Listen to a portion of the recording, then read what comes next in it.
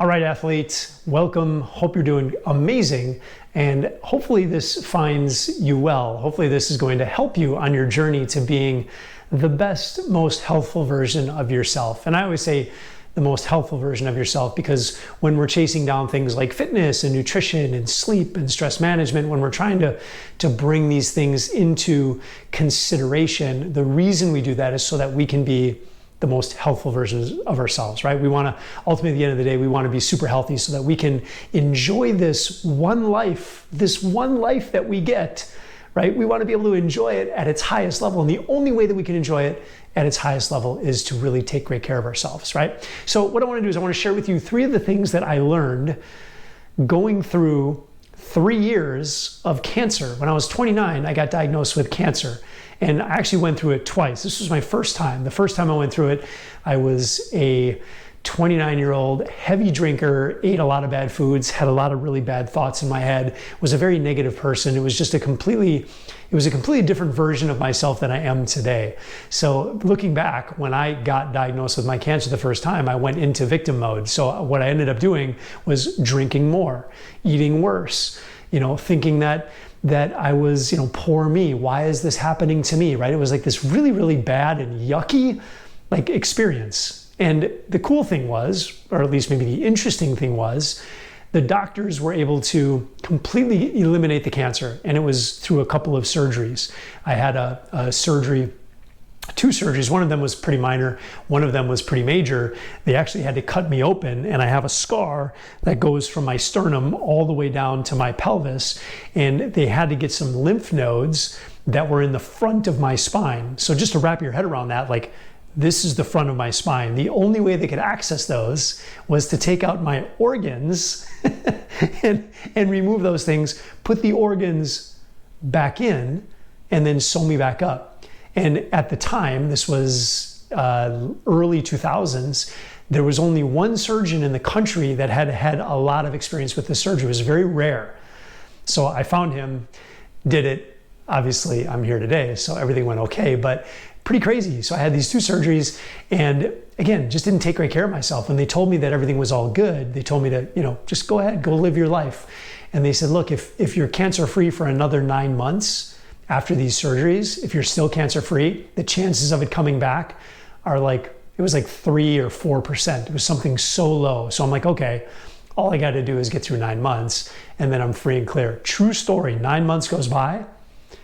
And you'll never guess, you know where I'm going with this, right? The doctor calls me, and every time I would see a call from the doctor, I would get scared. And sure enough, this was the call where the doctor said, hey, your tumor markers are up, something's up here. We think, possibly that the cancer is back. And I remember being on that phone call, and I remember having just a really powerful response, of course, right? Because you first go into this fear place. It's oh my God, I can't believe it's back. My heart dropped.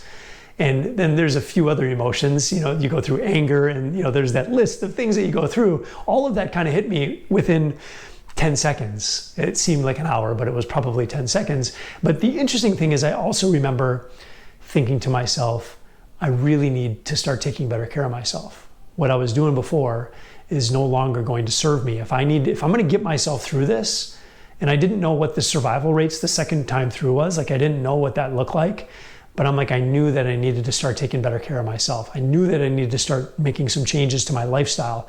And on that phone call, this is a true story, on that phone call, I remember thinking to myself, from here on out, I'm going to be the healthiest motherfucker on this planet. And I apologize for the bad language, but that's exactly what went through my head. And I was 30 years old at the time, 29, maybe 30 during my second round. So that was a long time ago. I'm 47 today, and I still live that same mantra. That is my identity. It's the identity that I worked on very, very hard back then, but it's the identity that I still live by to this day, right? So very powerful, really, really powerful. And I went from being an alcoholic by a lot of ways that you might define that back then and today, quite honestly, and just completely turned everything around. So anyways, I want to share with you the 3 things that I learned as I went through this transformation. And one of them I sort of shared with you already, but I'm gonna clarify it just a little bit more so that you can sort of wrap your head around it. And then hopefully you can use this, right? So the very first thing that I learned on this journey was ownership, right? And ownership is like taking responsibility, right? For me, my second time through cancer, I knew that I needed to take better care of myself. I knew that the doctor on the other end wasn't going to save me, because the doctors were supposed to save me the first time, and I put all my eggs in that basket. And now the second time, the doctor's like, you got to come in and we got to do these tests and we got to get you on chemo. And he had all these, we got to go through the steps, right? And I'm like, hold on, doc, like, I'm going to take control of this situation. I'm going to own this situation. And I did probably what only 1% of people would do when they get diagnosed with cancer the second time. And I'm not recommending this by any means. I'm just sharing with you my story. But I decided to try to beat this thing naturally. So I said, look, no chemotherapy, no treatments. I'm going to go get my health back. And then we can talk about potentially doing some chemotherapy. And the doctor's like, well, you probably don't want to do that, Tone, because this is a very fast growing cancer. You'll probably be dead in 6 months. We need to do chemotherapy right now. And I'm like, nope, I'm good. I got this. I owned my situation, for better or for worse. It was my decision, a personal decision that I made, but I owned my situation, right? That's the biggest thing here. It's when you fully embrace ownership, when you fully take responsibility for yourself, and you fully understand, look, the only person that's going to take the best care of you is you. Nobody else, not your loved ones, nobody else is going to take as good of care of you than you, right? Or at least can take as good of care of you as you, right? They might try, but you're the one who holds all the power surrounding you and your habits and the way you think, everything, right? It's all your responsibility. So we have to really avoid the victim mentality thing.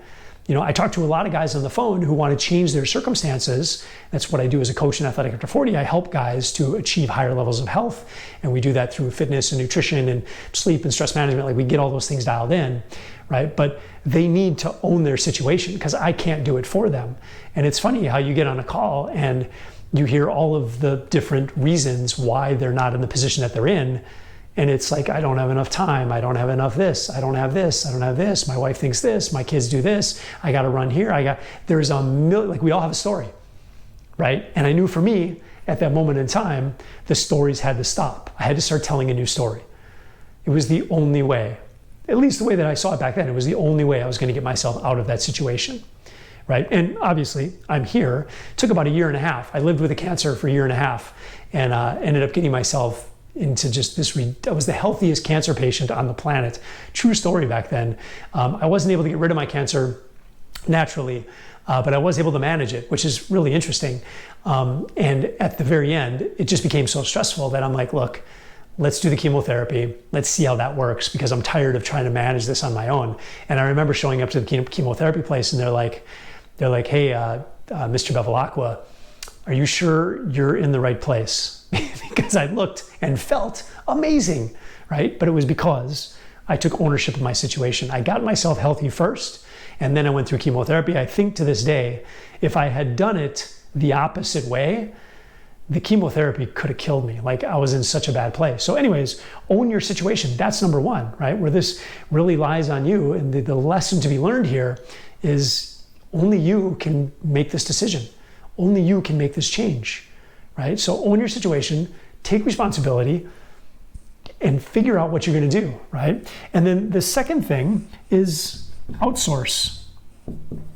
So what do I mean by outsource? Well, here's what I did, okay? And I'm speaking from my personal experience.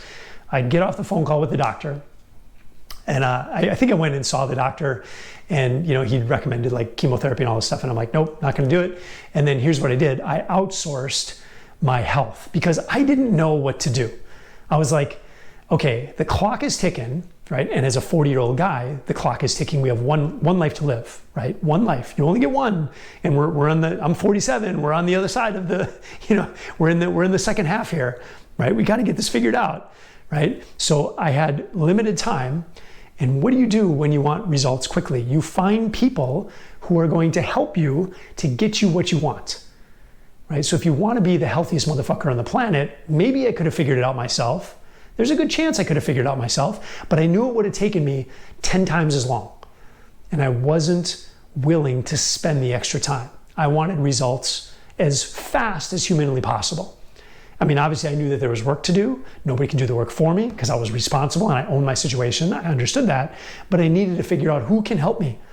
So I literally hired every nutrition coach, mindset coach, fitness coach, yoga person, chi person, naturopath.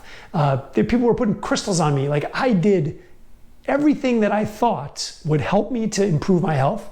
I was all in.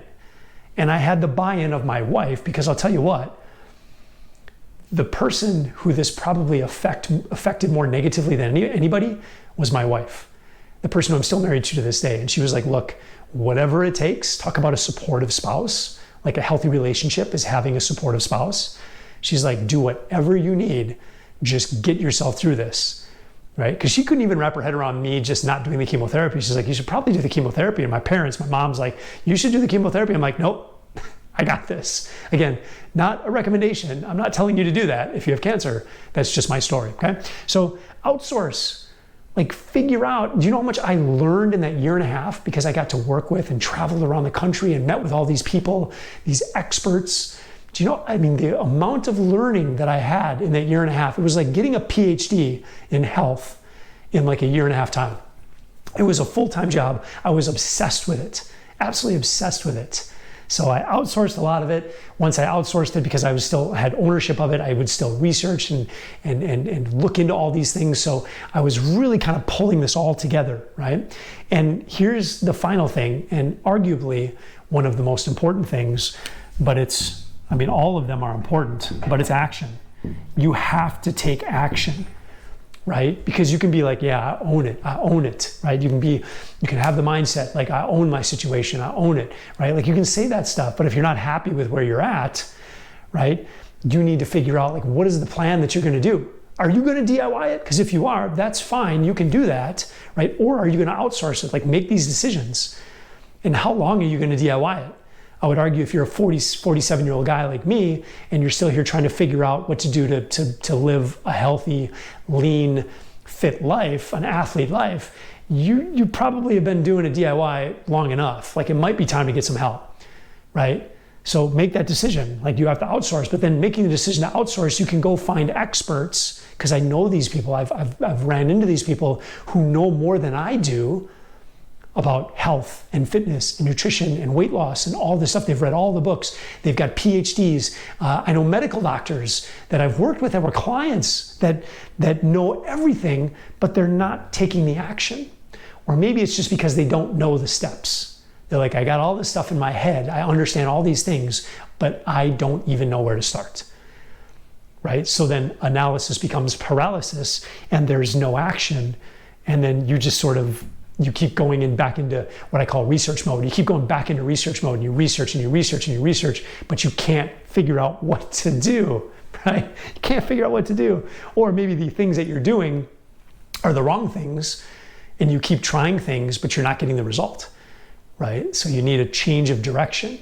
So when you're outsourcing, make sure that you find someone that, you know, that really resonates with you, someone that you are confident can help you on the journey. That's super, super important. You have to find the right people. You know, for me, I made a lot of mistakes. Like, I was just like, I didn't know anything. I'm like, just, you know, I'm going to work with this person. I'm going to work with this person. But as you go deeper and deeper into the networks and you get deeper, deeper into this world, you start discovering more things and you start learning more. And I'll tell you, even though I didn't have all amazing coaches helping me, every single person that I ever worked with gave me something. They gave me some piece of knowledge that I carry with me today. So there's never a loss there. There's always some nuggets of wisdom, some knowledge that you're going to pick up from somebody somewhere in this world. So it's pretty amazing. Open your mind and really allow people to help you. And I think as guys, we get stuck sometimes not asking for help, and that slows us down. And it keeps us in sometimes bad places for longer than what we want to be in those places for. You know, someone who understands what it takes to get people in the place that they want to go. In my case, I work with guys over 40 who want to be more healthy, right? Find those people, and then they'll tell you what actions you need to take, right? They've got the blueprint. We call it the Athletic Body Blueprint, like the roadmap, right? You know, here's what we need to do first. Here's what we need to do second. Here's what we need to do third, right? These are the things that I eventually started to develop over the years, right? I was working with these people. I started to kind of piece this all together, and then I had to figure out a way that I could live, right? And stay the healthiest motherfucker for a lifetime. And here I am, 47 years old. The only reason that I'm able to be here with you today shooting this video and hopefully bringing you some value and helping you is because I embraced these three things. And I embrace this to this day. This is what I do just about for everything. I own my situation no matter what. No matter what, it's my fault. No matter what, it's my responsibility. It's my responsibility. Whenever I need help, I go find people. I go find people that I trust, right? And then I take action, because if I don't take action, I'll never move myself forward. And that's how you make yourself 1% better every single day, right? That's how sometimes you make yourself 100% better in a single day. This is the path. This is the pattern that you can bring into your life in all areas of your life. It doesn't just have to be health. It can be anything in your life that you want to be successful with. And the goal, again, is not to be perfect. The goal is just to make improvements. Consistent, constant improvement. To have that growth mindset, as opposed to the victim scarcity mindset that I had the first time that I went through cancer. So there it is. Hopefully this helps you out. And if you'd like to discuss how we might be able to help you on your journey to being the most healthful version of yourself, to being the healthiest motherfucker on the planet, although you got to compete with me then. But if you'd like some help in that, just hit me up. You can hit me up in Messenger, you can hit me up in comments, and I'd be happy to just discuss where you're at on this journey and how maybe we can possibly help you out. I know I can't help everyone, but if I know your situation, it would be much easier for me to figure that out. So, all right, hope you have a great day. Hope this helps, and get out there and take some action.